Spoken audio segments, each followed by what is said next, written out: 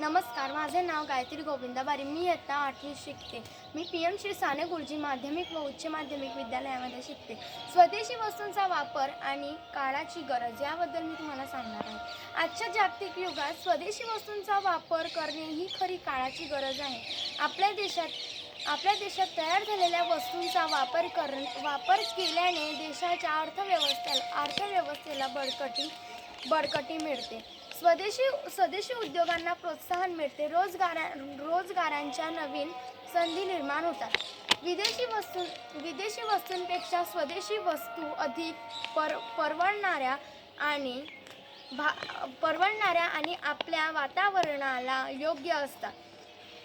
तसेच आपली संस्कृती, परंपरा आणि आत्मनिर्भरतेची भावना अधिक मजबूत होते.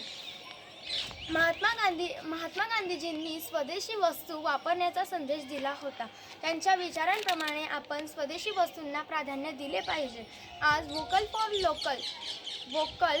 लोकल या संकल्पनेने आज स्वदेशीचे महत्त्व अधोरेखित केले आहे.